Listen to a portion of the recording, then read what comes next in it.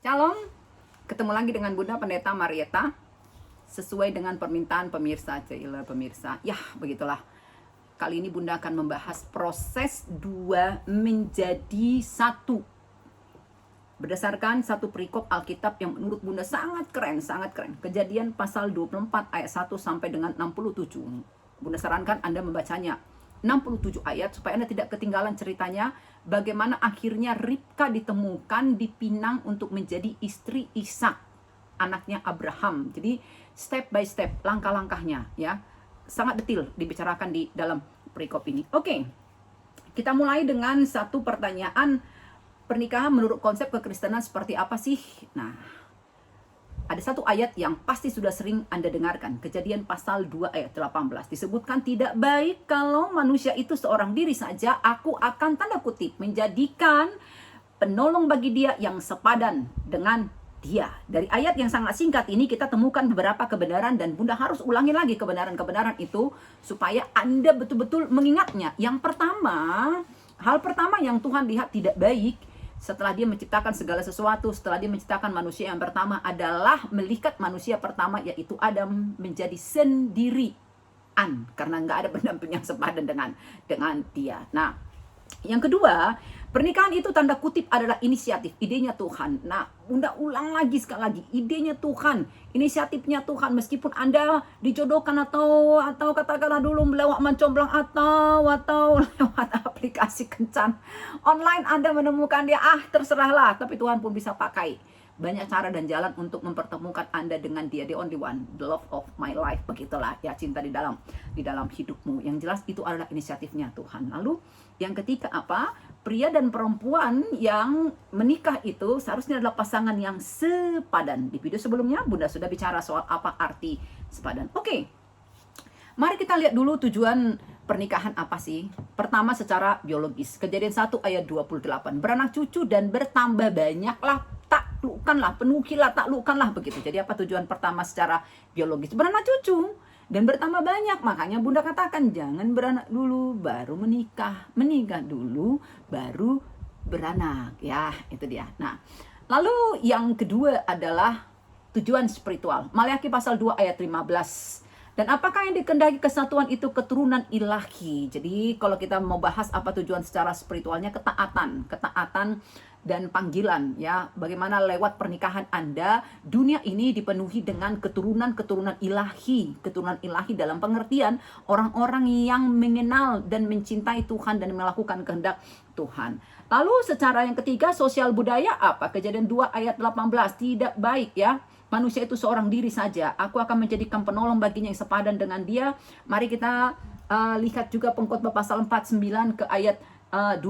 Berdua lebih baik daripada seorang diri. Jadi secara status ya memang dipandang lebih baiklah daripada seorang diri. Bukan berarti, catat lagi, Bunda sudah pernah jelaskan di video sebelumnya, ngejomblo atau melajang itu sebagai sebuah aib atau dosa. Enggak. Nah, lalu yang keempat, tujuan psikologisnya apa? Pengkhotbah 4, 9 ke ayat 12. Berdua lebih baik daripada seorang diri karena mereka menerima upah yang baik dalam jerih payah mereka. Apa itu? Pertumbuhan pribadi. Jadi kalau Bunda selalu katakan sebelum pacaran Anda tanda kutip baik, tapi setelah pacaran Anda menjadi error, maka berhentilah pacaran. Nah, jadi seharusnya sih sebuah pernikahan itu adalah membuat kita menjadi seseorang yang jauh lebih baik. Karena apa? Pasangan yang Tuhan pilih untuk Anda itu Tuhan pakai untuk memahat Anda menjadi lebih baik lagi. Begitulah kira-kira ya. Jadi nggak ini ya. Jadi sisi romantis Bunda jadi keluar nih ya. Lalu siapa yang perlu menikah? Ya udah jelas, pria dan perempuan. Pria dan perempuan. Hanya ada 2 jenis kelamin yang Tuhan ciptakan, guys. Usia dewasa.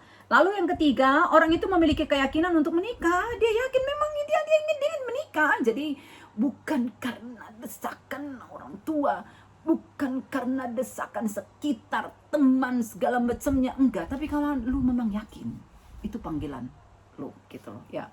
Lalu yang keempat apa? Memiliki kapasitas untuk memperhatikan orang lain selain dirinya sendiri. Tapi Kalau lu aja belum bisa merawat diri sendiri, mengasihi diri sendiri, ya kumaha lu mau mengasihi orang lain dan merawat orang lain. Jadi lu kelar dulu dengan diri lu sendiri, dalam pengertian lu mencintai diri lu, bukan berarti jadi egois, tapi lu mengasihi diri lu memperhatikan diri lu, baru lu bisa bergerak ke orang lain. Lalu yang berikutnya apa? Memiliki kesiapan menjalin relasi yang intim dengan lawan jenis, tanda kutip intim ya. Kalau lu memang belum siap untuk hal itu ya enggak. Siap dalam yang Bunda katakan bukan soal ding ding ding ding ding berhubungan seksnya, enggak. Dalam banyak kesempatan Bunda selalu bicara seks itu tidak hanya soal ding ding ding ding, enggak, tapi bagaimana Anda ketika melakukan hubungan seks itu begitulah. Apa artinya? Ya begitulah. Next time ya Bunda bicara soal itu ya. Oke, ya. Dengan siapa menikah? Sudah jelas, lawan jenis guys, bukan sejenis. Lalu teman seiman, jangan seiman tapi sejenis. Lalu apa? Anda kenal dia. Ingat, ini selalu garis bawah, Bunda garis bawahi.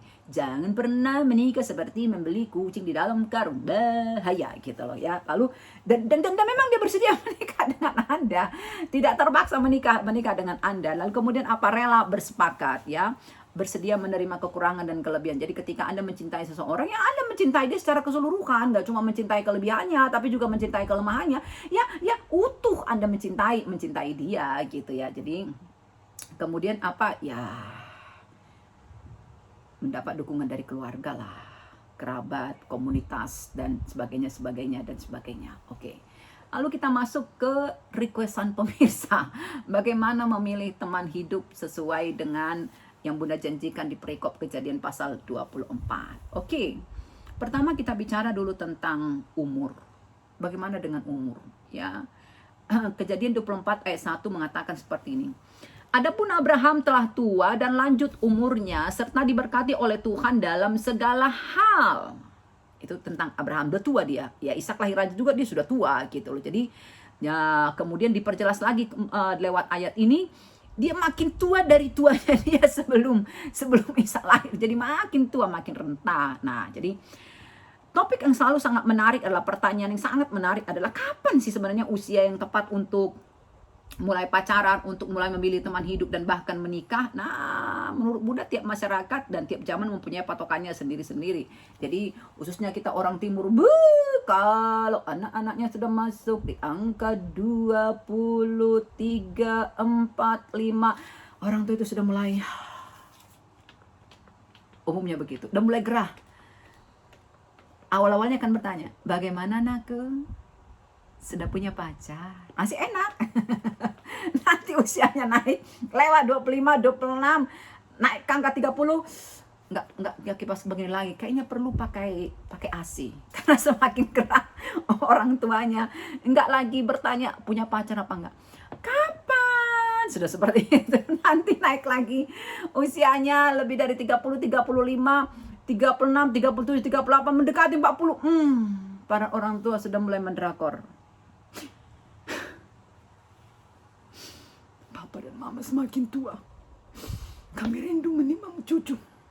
Mumpung kami masih sehat dan masih hidup, supaya kami bisa melihat cucu kami. Bukan menantunya yang pertama diingat, tapi kepengen melihat cucunya, bukan melihat menantunya guys. Kayak gitulah kira-kira ya. Jadi sering sekali orang tua kalau anaknya sudah di usia-usia seperti yang Bunda katakan tadi, menempatkan anak-anaknya di posisi terdakwa. Kalau gue sampai menderita, sampai bersedih, sampai sengsara, sampai sakit, sampai mati, itu gara-gara lu tidak mau membuat gue bahagia. Cuma satu permintaan kok. Kau kandung 9 bulan, bertaruh nyawa untuk melahirkanmu, masa satu permintaan aja kau tidak. Begitulah drama yang sering terjadi ya guys ya. Terus ada yang pernah bertanya ke Bunda, terus kalau Bunda sendiri apa? Jujur ya, Bunda bilang ke Anda, Bunda sudah sejak lama berdoa soal teman hidup anak Bunda.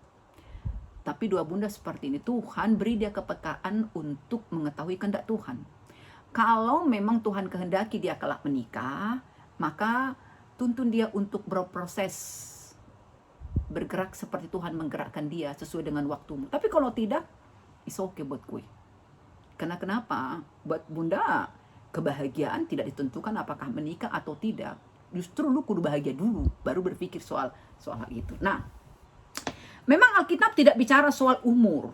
Tidak, ya, tidak sama sekali. Tidak bicara soal umur. Tapi kalau kita melihat pada Kejadian pasal 2 ayat 23, Kejadian pasal 2 ayat 23, di situ dituliskan, ya, Kejadian pasal 2, bagaimana seorang laki-laki berani mengambil keputusan meninggalkan ayah dan ibunya. Berarti itu sedang bicara tentang apa? Tanda kutip kemandirian.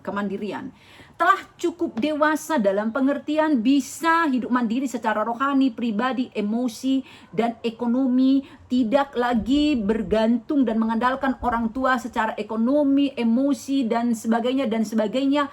Tidak lagi berada di bawah intimidasi orang tuanya. Tahu blak, tapi diberani, ini gue.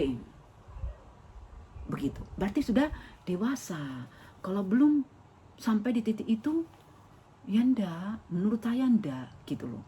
Kalau belum berani meninggalkan zona nyaman, karena seperti yang Bunda jelaskan, ketika Anda menikah, Anda harus keluar dari segitiga lembaga pernikahan orang tua Anda, lalu Tuhan akan membentuk dengan di dalam diri Anda dan pasangan Anda lembaga pernikahan yang baru yang tak seorang pun bisa mengintimidasi termasuk orang tua. Nah, maka ketika Bunda didemo beberapa orang karena Bunda mengeluarkan statement di video-video sebelumnya adalah kalau terjadi sesuatu Anda disuruh memilih antara orang tua dengan anak, ya harus antara anak, orang tua, kemudian pasangan, ya harus pasangan, bukan anak, bukan orang tua. Wah, banyak sekali lah ya, tapi ya namanya juga hidup, ya ada yang seperti itu. Tapi Bunda punya alasan, karena setelah Tuhan menciptakan langit dan bumi ini, menciptakan segala sesuatunya, ketika Tuhan menciptakan lembaga pertama yang dia ciptakan itu adalah pernikahan, bukan anak. Pernikahan, guys. Setelah menikahlah Adam dan Hawa kemudian menjadi orang tua, lalu mereka punya anak. Itu, guys, memperjelas lagi statement Bunda yang sebelumnya. Jadi kalau mau demo Bunda, demolah dengan damai. Gitu ya, itu dia. Lalu yang kedua adalah tanda kedewasaan itu berani mengambil keputusan. Ya seperti Bunda bilang tadi, ada orang tua, ya tipe-tipe orang tua lah, ya yang memang mengasuh anaknya di dalam bayang-bayang pemahaman, lu kalau nggak taatin gue, lu kenapa gitu. Padahal pengertian hukum Taurat kelima kan nggak berarti semua kudu siap 86, ya kan, tanpa bisa dibantah, ya nggak juga segitunya, guys, nggak begitu gitu loh. Jadi yang baik itu adalah orang tua mendidik anaknya mengambil keputusan untuk dirinya sendiri. Dia memberikan saran, dia mendampingi, tetapi itu hidupmu, putuskanlah dengan damai, seperti itu. Nah, tapi kalau tak kunjung bisa mengambil keputusan, terus lu mau menikah, hidup itu tentang banyak pilihan dan keputusan. Terus bagaimana nanti pernikahanmu, ya toh? Nah, lalu yang berikutnya apa? Kedewasaan itu menurut Bunda ditandai dengan apa? Tanggung jawab. Dimulai dari tanggung jawab pribadi. Lu bertanggung jawab dengan kamar lu, dengan kasur lu, dengan selimut lu, dengan pakaian dalam lu. Dimulai dari itu. Bertanggung jawab dengan kuliah lu, pekerjaan lu. Tapi kalau satu pun Anda tidak bisa tunjukkan lu bertanggung jawab tentang hal itu, terus lu pengen menikah karena didesak-desak lu menikah, lu apa yang mau kau tanggung jawab? Yang ada adalah lu membuat hidup orang menjadi sengsara. Dan orang tua yang tadinya mengklaim hanya kalau kau menikah dia menjadi bahagia, makin sengsara dia karena tengoknya kau tak bertanggung jawab, tak mau bertanggung jawab terhadap menantu dan anak. Hanya tahu beranak, hanya tahu menikah, tapi tidak tahu bertanggung jawab. Jadi belajar dulu bertanggung jawab. Makanya Bunda di kelas kan sangat-sangat keras mengajarkan, ayo pakaian dalammu tanggung jawabi dulu, selimutmu tanggung jawab. Itu latihan. Lu bagaimana bisa berpikir menjadi seseorang yang besar kalau kasurmu aja, kawasan pribadimu itu aja yang belum nggak enak mendengar Bunda? Ya nggak apa-apa lah. Yang penting Anda berubah, ya kan? Lalu yang berikutnya apa? Dewasa itu apa? Tahu kriteria tentang apa yang dia butuhkan. Karena kenapa? I know who I am. Gue tahu siapa gue tahu gitu loh. Dan Dan ketika dia bergerak untuk menemukan teman hidup, dia tahu gitu loh. Dia tahu ketika ketemu dengan pribadi yang koleris, misalkan dia plekmatis, dia tahu harus bagaimana, atau sanguin dia melankolis, dia tahu dia harus seperti apa gitu. Tapi kalau Anda masih bertanya, who I am, terus Anda bergerak mencari teman hidup, terus Anda tanya ke dia, kau tahu nggak siapa aku? Itu akan menjadi sebuah perjalanan yang melelahkan. Ya, seharusnya perjalanan menemukan teman hidup itu meskipun melelahkan tapi menyenangkan, guys. Tapi kalau tak begitu jadi melelahkan saja gitu ya. Tak ada manis-manisnya untuk dikenang. Oke? Itu yang pertama kalau bicara soal umur. Jadi buat Bunda pribadi ya, kalau hukum negara kita 17 tahun ya, 17 tahun dianggap sudah dewasa, sudah bisa punya KTP lah, pegang ATM lah, apa segala macam, mengemudi lah segala macam. Tapi buat Bunda itu masalah juga emosi dan spiritual ya, gitu dia ya. Psikologis ya, oke. Yang kedua apa? Yang menurut ini ya, seiman. Nah, mari kita lihat Kejadian 24 ayat 3 ke ayat 4 ya. Apa kata Abraham kepada hambanya Eliezer ketika disuruh mencari seseorang untuk menjadi istri Ishak ya. Dia mengambil sumpah Eliezer dulu. Apa katanya? Engkau tidak akan mengambil untuk anakku seorang istri dari antara perempuan Kanaan ya. Yang diantaranya aku diam, tapi kamu harus pergi ke negeriku. Jelas asal usulnya, kepada sanak saudaraku untuk mengambil seorang istri bagi Ishak anakku. Bandingkan dengan 2 Korintus pasal 6, 14 ke 15 guys. Janganlah kamu merupakan pasangan yang tidak seimbang dengan orang-orang yang tak percaya, sebab persamaan apakah yang terdapat antara kebenaran dan kedurhakaan. Ini bicara tentang apa? Pondasi dan pandangan hidup. Perbedaan pondasi dan pandangan hidup itu akan mempersulit komunikasi dan penerimaan satu dengan yang lain. Ya, jadi kalau komunikasi kita error, ya cocoknya nyanyilah kita. Mau dibawa kemana hubungan kita? Rasanya mustahil sebuah komitmen antara aku, dia huruf besar, dengan dia dapat dibentuk bila tanda kutip si dia huruf besarnya dia berbeda dengan si dia huruf besarmu. Itu dia. Mustahil pula konsep atau tujuan pranikah yang pernah kita bahas itu bisa dipahami dari standarnya Tuhan. Itulah ya, standarnya Tuhan kita bernama Yesus Kristus. Kalau ternyata ya beda guys, beda kita gitu ya. Oke, itu dia. Lalu yang ketiga, bergaul. Jadi jangan Anda merindukan teman hidup, pengen menikah, tapi menutup rabat-rabat diri kau. Menyapa pun kau tidak mau, disapa pun kau tidak mau, senggol bacok. Mana kau menikah teman hidup? Lu berharap diturun dari langit? Kan gak gitu juga, guys. Ya kan? Meskipun ada orang yang mengatakan, gue gak mau pacaran, gue mau langsung menikah, gue berdoa saja gak mau pacaran. Ya tapi kan gak ujuk-ujuk kau ketemu dengan seorang, do you marry me? Kan gak juga. Lu kudu membuka hati dong untuk minimal kau mengenal dia gitu loh, dan kau mengizinkan dia mengenalmu, kan begitu. Say hello gitu loh, gak langsung ujuk-ujuk kau ketemu di halte atau kau papasan motor pria dan perempuan lalu kau katakan do you marry me? Gak sopan kali rasanya, gak romantis lagi. Nah itu Kejadian 2 ayat 10 apa katanya? Kemudian hamba itu mengambil tanda kutip, titik. Demikianlah ia berangkat menuju arah Mesopotamia ke kota Nahor. Jadi setelah kita memiliki komitmen, ya, gue sudah punya komitmen nih, gue sudah punya prinsip nih, gue udah tahu ini pernikahan Kristen standarnya seperti apa, maka aku membawanya di dalam doa gitu loh. Selalu Tuhan beri aku kepekaan untuk mengetahui kehendak-Mu. Maka apa yang terjadi kemudian? Ya sinkronkanlah doa kau itu guys dengan kenyataan. Bertindak, pergilah dalam mencari siapakah dia. Jadi jangan kau berdoa, Tuhan berikanlah aku teman hidup, tapi begitu orang datang padamu kau bertanya, dia bisa dipercaya enggak ya? Aduh, kau curiga melulu. Terus bagaimana kau bisa menemukannya? Terus kau berharap seseorang yang baik, dia baik, terlalu baik itu gimana guys? Bunda bilang lu bermasalah dengan diri lu. Karena kau pun belum bisa mempercayai dirimu, makanya kau sulit mempercayai orang lain. Ada yang belum beres dalam dirimu.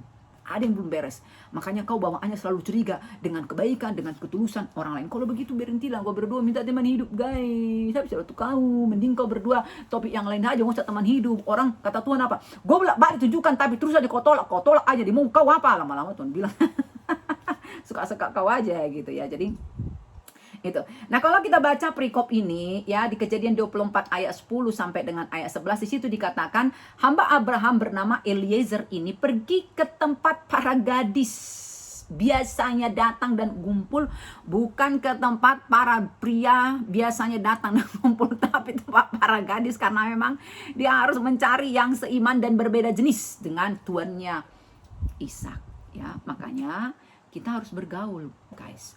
Bergaullah seluas mungkin, libatkan diri dalam berbagai kegiatan sosial ya maupun gereja ya. Itu bukan berarti Anda mencari dengan kekuatan sendiri, tapi dengan bergaul peluang dan sarana Tuhan untuk bekerja bagi kita itu menjadi sangat luas gitu loh. Jadi makanya Bunda selalu bilang paling enak ya kalau Anda menjalani pranikah sampai menemukan seseorang itu dari teman dulu dengan banyak orang, kemudian saring, ini dampak positif, ini dampak negatif tuh, terus tuh sahabat, dari sahabat mulai TTM, teman tapi mesra begitu baru sak. Nah gitu dong ya. Jadi jangan diam saja ya. Oke, bergaullah, tapi hati-hati dalam bergaul ya. Kalau Anda tipe orang yang memang sangat sulit untuk bergaul, ya minimal Anda koprek lah jujur ya. Aduh, belakangan ini gue banyak berpikir soal hal itu gitu loh ya, karena nonton di film-film juga Bunda baca ya tentang kencan online ini, mulai memang koprek, oh iya seperti apa sih kencan online ini gitu loh ya. Memang ada beberapa yang menemukan akhirnya, tapi ada juga yang beberapa kecolongan ya, tapi namanya itu bagian dari usaha guys gitu loh ya. Ya terus tahap yang keempat yang harus Anda lakukan apa? Kejadian 24 masih di ayat 10 ya, di situ dikatakan bagaimana Eliezer pergi dengan membawa barang-barang berharga kepunyaan tuannya. Jadi Abraham membekali Eliezer dengan barang-barang berharga. Barang-barang berharga itu nanti dimaksudkan untuk menunjukkan keseriusan tuannya akan perintah perjalanan tersebut untuk meminang seorang gadis yang akan ditemukan Eliezer itu ya. Jadi apa arti ayat ini? Membawa keberhargaan. Ketika Anda berdoa tentang teman hidup, ketika Anda Bunda katakan tadi di tahap yang ketiga, bergaullah, carilah, bergeraklah untuk mencari bawa keberhargaan Anda. Keberhargaan itu apa? Nilai-nilai hidup, sikap hidup, kedewasaan, kematangan, dan kesungguhan. Jangan Anda ya jual pesona, tabruk pesona kepada semua orang gitu loh, seperti tidak ada harganya, atau terdengar atau terkesan seperti memelas banget, mengemis banget untuk akan perhatian dan cinta seseorang. Cepat-cepatlah konseling, berarti ada yang tidak beres dalam kehidupan Anda kalau seperti itu. Miliki nilai-nilai hidup. Gue happy, gue berharga. Tanpa seorang laki-laki kalau lu perempuan, tanpa seorang perempuan kalau lu laki-laki. Gue utuh, makhluk yang utuh, itu utuh gitu loh. Jadi meskipun kemudian Anda ditolak, ya sakit sih, sakit, tapi Anda bisa move on karena Anda punya nilai tentang diri Anda sendiri. Anda punya sikap hidup, Anda punya prinsip, bukan orang yang pelintat-pelintut nggak jelas. Anda dewasa, Anda matang, Anda punya keseriusan gitu ya. Beda halnya orang kalau dia main-main kemudian ditolak, dia akan merasakan sakit, tapi dia nggak akan belajar dari itu. Tapi kalau orang sungguh-sungguh untuk melakukan sesuatu, kemudian katakanlah dulu di titik gagal, dia akan belajar dari hal itu, karena dia tahu gue sungguh-sungguh, gue nggak main-main dengan hal itu, begitu ya. Lalu yang kelima adalah apa? Carilah di tempat yang tepat. Masih ayat 10 sampai dengan ayat 11. Hamba Abraham ini yang bernama Eliezer ini tidak mencari pasangan bagi Ishak di kampung orang Kanaan. Disumpah tadi tidak boleh ya. Ia mencari pasangan Ishak di tempat di mana orang-orang juga menyembah Tuhan yang sama seperti yang disembah oleh tuannya Abraham. Seiman. Ya kalau lu nyarinya tidak di komunitas saudara seiman, tidak di tempat di mana lu biasa beribadah, terus lu berharap menemukan itu di mana? Yang berseberangan dengan lu. Piye cara menemukannya? Itu. Nah, penting untuk Anda ya melangkah ke tempat yang tepat. Ya. Jadi karena di kampung itu waktu itu tempat berkumpulnya para gadis adalah sumur, karena para gadis dan biasanya mengambil air, Eliezer nongkrong di situ menunggu para gadis dan melihat siapa kira-kira yang akan Tuhan gerakkan ya untuk dia gitu loh. Nah, jadi di kita pun seperti itu gitu ya. Bergeraklah ke tempat di mana memang di tempat itu dikenal air kehidupan yang sesungguhnya, dikenal Tuhan seperti yang kau kenal. Jadi supaya Anda tidak salah pilih begitu ya. Cari di tempat yang tepat, di komunitas yang tepat. Misalnya kalau di kampus PMK ya, boleh Anda masuk himpunan mahasiswa atau apa unit pelayanan apapun itulah di kampus apapun itu ya, maka komunitas orang Batak kek, Sumatera kek, atau pemain basket kek, penari kek, apa kek, silakan. Tapi penting Anda untuk ada di rumah Anda sendiri, di komunitas saudara seiman, gudangnya orang-orang yang seiman dengan Anda, yang Anda bisa akan saring, ini seiman doang atau ada yang betul-betul bisa memang teman bertumbuh gitu lah ya, teman bertumbuh dan menghasilkan buah ya. Itu dia ya, yang kelima. Lalu yang keenam apa? Doa dan minta tanda. Jadi hamba Eliezer ini setelah dia sampai di sumur itu, dia melihat begitu banyak gadis. Agak bingung juga memang ya kan, yang mana satu lah ini. Lalu dia minta tanda. Kejadian 24:12 ke 24 ya. Jadi kita pun begitu, minta tanda juga kepada Tuhan. Tapi mari kita lihat dulu doa Eliezer. Itu sangat detail, sangat spesifik. Gadis yang akan dia minta minum untuk dirinya, tapi ketika gadis itu bersedia juga memberi minum tak hanya kepada dirinya dan unta-untanya yang 10 ekor. Emang apa istimewanya kalau dicatat Alkitab 10 ekor unta ini? Oh, ada. Seekor unta bisa minum hingga 100 liter air, dan hanya orang yang suka menolong orang lain lah yang akan menawarkan, oke, nggak cuma kau yang ku kasih minum, unta-untamu. Berarti 10 kali 100 dia akan sediakan apa? Agak lemah saya di angka. Kau kalkulator kalian sendiri. 10 kali 100, berapa kali dia kudu nimba ini air dari sumur supaya bisa pelenteng memuaskan dahaga Eliezer dan untanya. Wah, itu mah luar biasa. Berarti Eliezer sebenarnya sedang meminta gadis yang bagaimana? Baik hati, lincah, ya, rendah hati, bersedia melayani, giat bekerja, antusias, bla bla bla bla bla bla bla bla bla. Lalu apa yang kita lihat ayat 19 sampai ke ayat 20? Apa jawab ketika Eliezer mengatakan, tolonglah beri aku minum gitu lah. Lalu gadis itu mengatakan apa? Baiklah, untuk unta-untamu juga aku timba air sampai semuanya puas minum. Berlari-lari sekali lagi ke sumur untuk menimba dari timbanya untuk semua unta-unta yang sudah untuk berlari lagi berapa kali dia bolak-balik. Ketika gadis itu melakukan, Eliezer melihatnya dan dia senyum-senyum. Bahkan disebutkan lagi di situ, ia seorang gadis tanda kutip yang kudus, ya, yang kudus dalam pengertian bukan soal secara apa namanya ya, fisik saja gitu loh, tapi karakternya juga ya, karakternya, karena fisik bisa saja berubah guys ya, bisa berubah, tapi ini karakter ini loh, karakter ini yang menentukan masa depan gitulah ya. Jadi itu dia. Dua, minta tanda. Tapi ketika Anda minta tanda, jangan pula Anda minta tanda yang aneh-aneh. Tuhan, Anda minta seorang pria yang cakep lalu, Tuhan, kalau dia jodohku turunkanlah hujan. Padahal lagi musim kemarau banget. Terus Anda minta hujan. Itu namanya menguji Tuhan. Dan itu tanda yang egois gitu loh. Jadi Anda boleh minta tanda, tapi jangan sampai ketika Anda minta tanda, Anda menguji Tuhan. Di situ Anda jadi jatuh ke dalam dosa gitu loh. Jadi jangan bermain-main. Begitu Anda melihat cewek yang cantik, ya, inilah dia. Oh Tuhan, biarkanlah dia menjadi jodohku. Dekatkanlah dia pada aku, jauhkan dari pria-pria yang lain. Kalau memang itulah kehendak-Mu Tuhan, begitu ku sapa dia langsung senyum. Bisa saja ketika Anda sapa terus dia senyum, ternyata dia senyum dengan orang di belakang Anda. Ya kan? Ya.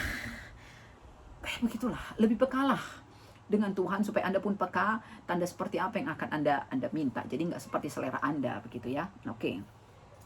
Lalu yang berikutnya apa? Proses yang berikutnya, tahap yang berikutnya, step yang berikutnya apa? Berdiam diri.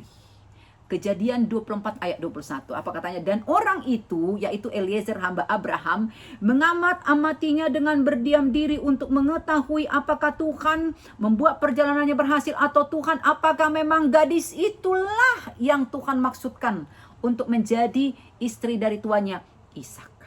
Penting banget. Nah, ada orang kalau ndak punya pacar, itu rasanya seperti mau mati.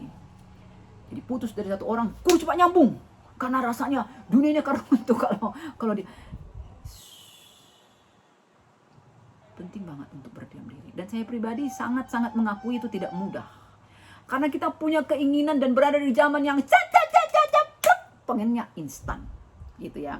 Tapi kita juga ada di zaman yang punya kecenderungan kalau gampang gua dapat ya gampang gua bosan gitu. Jadi kalau agak-agak susah jadi adrenalin tertantang gitu loh ya. Nah, jadi penting sekali untuk Anda berdiam diri, karena berdiam diri itu adalah cara untuk mengetahui kehendak Tuhan dengan jelas, jernih gitu lah ya. Apa sebenarnya tanda-tanda dari Tuhan kalau itulah orang yang akan menjadi teman hidup Anda.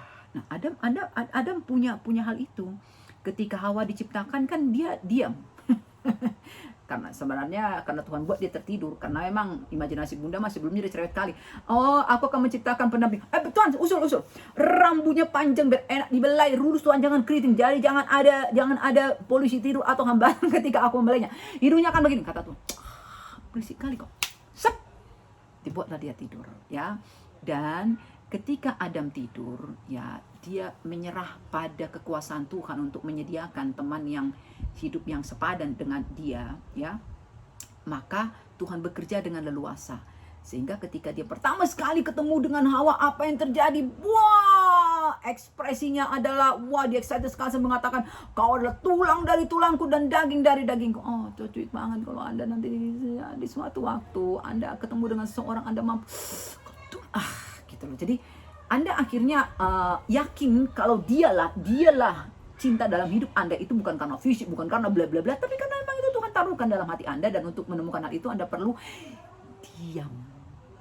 Oke? Diam. Ya, berdoa, minta kepekaan pada Tuhan. Lalu langkah yang terakhir apa? Minta restu. Kejadian 24 51, 58 sampai dengan 60, 61. Nah, setelah Eliezer ini yakin inilah dia, lalu dia bertanya, siapa orang tuamu? Ribka. Lalu aku sian orang tua aku, katanya. Lalu diundang di rumahnya segala macamnya. Eliezer mengatakan maksud baiknya kepada Ribka. Ribka tidak langsung oke aku mau. Enggak. Dia terlebih dahulu mendengar pendapat dari keluarganya sebelum memutuskan pergi mengikuti Eliezer. Nah, memang pernikahan ini tentang hidup Anda. Betul sekali, yang akan menikah itu Anda. Jadi ada banyak orang terjebak dalam pemahaman begini, nanti akan menikah bukan cuma kau tapi kedua keluarga besar. Jadi maksudnya apa? Menikah keluarga besar yang mananya? Mana? Mamamu dengan bapaknya dia, bapakmu dengan mamanya dia, ya, terus adiknya ini dengan adikmu, saudara ipar. Keluarga besarmu tetaplah keluarga besarmu, keluarga besar dia tetaplah keluarga besar dia. Yang menikah itu cuma kau dan dia, guys. Cuma kau dengan dia. Tapi restu dari orang tuamu itu penting. Makanya kan Bunda selalu bilang, nah, di usia sebenarnya kau itu dari katakanlah SMA gitulah, mulai berpikir tentang gitulah, mulai kau suka dengan lawan jenis, kau sudah mulai seharusnya mencari tahu keinginan orang tua kau tentang si lawan jenis ini seperti apa. Dia di saat-saat santai nonton atau makan malam atau apalah ya, sambil kau pijit-pijit lah mak, kau tanya lah, mak punya enggak menantu idam? Cepet kali kok. Enggak, kan cakep-cakep kita ini. Emang kau udah punya? Enggak, mak santai. Bisi mama punya. Oh iya, betul enggak kok.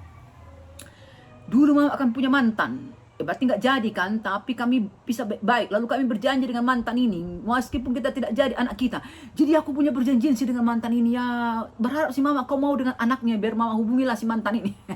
Terus kau shock. Gitu kan? Karena kenapa?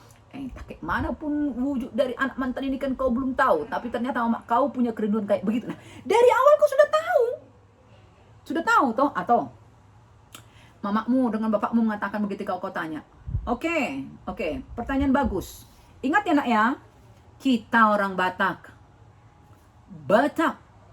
Dan ingat, HKBP, Bapak Sintua. mamamu juga seorang pelayan. Harga itu. Jadi cari perempuan Batak, HKBP, jangan marga ini.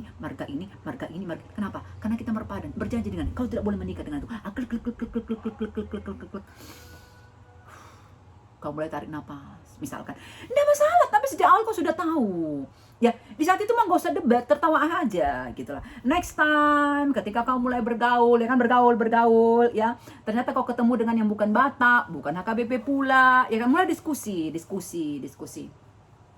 Waktu itu mama papa pernah bilang deh, udah Batak, HKBP emang kenapa sih?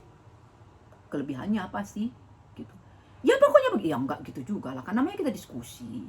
Gitu loh, diskusi kan Tuhan yang tahu bagaimana nanti gitu loh. Aku tidak membantah perkataan mama dengan bapak gitu loh. Aku tidak mengatakan itu sesuatu yang buruk, cuma alasannya apa gitu. Ya pokoknya ya begitulah, kita orang Batak. Susah kalau kau menikah dengan yang tidak orang Batak, susah kali diurus panjang nanti urusan adatnya, kudu dibikin marga dia bla bla segala macamnya. Kalau bukan HKBP lagi yang soal dogma lah apa. Ribet kali itu, mas sekali mama dan bapak. Udahlah, begitu aja. Pariwan aja kau. Gitu ya kan. Nggak usah bantah dulu situ. Tapi kan setidaknya kau udah buka komunikasi. Sudah buka. Sekali waktu kau pulang, bawalah teman-teman ke rumah. Teman yang beragam. Jadi mereka bisa melihat dengan jauh. Teman yang beragam itu ada Batak lah, ada Ambon lah, ada Jawa lah, ada Sunda lah. Jadi mereka bisa melihat sifatnya apa segala macamnya gitu. Termasuk mungkin di situ celipkanlah si dia ada satu gitulah. Si dia tanda kutip mulai kau sukai tapi belum lah kau tembak gitu loh. Jadi dan dia bukan Batak gitulah. Nanti pulang teman-teman kau baik ya, apalagi ya, dalam hati bersorak kau itu dia itu. Nah itu kan daripada sejak awal. Apa pendapat mama dan papa tentang teman hidup? Harus Batak, harus HKBP, harus begini atau sama Pariban? Tidak. Ini hidup gue. Betul memang, tapi nggak segitu juga caranya, guys. Lu ya hormatlah gitu, menghormati gitu meskipun berbeda pendapat gitu. Tidak. Ini tentang hidup gue. Kalau nggak nurut, gue nggak akan menikah, ya kan? Gimana dong? Kan pasti terluka gitu loh. Dan yang lebih penting dari semua itu adalah bagaimana engkau berdoa untuk orang tuamu kepada Tuhan. Supaya mereka tidak hanya merindukan supaya kau menikah, tapi juga bersedia menundukkan dirinya di bawah otoritas Tuhan. Apakah kehendak Tuhan atas dirimu kau menikah atau tidak, dengan impian mereka, menantu impian mereka atau tidak, mereka sama-sama seperti kau tunduk pada otoritas Tuhan. Itu bisa kau lakukan sejak dini. Jadi mainnya cantik, gak perlu menimbulkan luka di hatimu dan luka orang tuamu. Kau bermain aja cantik, berperang kau secara roh. Tuhan, ubahkan hati mama aku kalau memang kehendakmu adalah dia, padahal maunya mama dengan bapakku adalah begini-begini. Ubahkan kau Tuhan yang mengubahkan, karena aku tidak mau melukai hatinya gitu. Kalaupun aku lukai, jangan terbaik-baik lah, sedikit lah gitu. Kau libatkan Tuhan, biarkan Tuhan melakukan bagiannya. Jadi gak usah kau macam jadi semaling kundang lah, jadi anak yang tak tahu diri. Nah itu pentingnya restu keluarga, guys. Oke, itulah tahapan-tahapannya. Bunda ulang lagi ya. Pertimbangkan umur. Apakah aku sudah siap? Cek lagi video sebelumnya. Yang kedua, pastikan dia seiman. Ya, lalu yang ketiga, gaul dong. Lalu yang keempat, bergaullah dengan membawa keberhargaan dirimu. Jangan karena rindu mendapatkan teman hidup kau jadi murahan gitu ya. Lalu apa? Carilah di tempat yang tepat. Lalu yang keenam, itu tadi doa, libatkan Tuhan ya, minta tanda ke Tuhan, oke aja, tapi detillah berdoanya ya toh. Lalu yang kemudian berdiam diri lalu minta restu keluarga. Itu makanya Bunda suruh anak-anak Bunda itu mahasiswa bikin proposal pernikahan supaya mereka sejak detil ya mempergumulkan hal itu dengan serius, mendoakannya, mendoakan orang tuanya, mendoakan dirinya sendiri supaya bergerak seperti Tuhan menggerakkan dia. Selamat menemukan cinta dalam hidupmu, guys. Salam sehat, tetap happy. Michael Mahita, semangat dan uhui.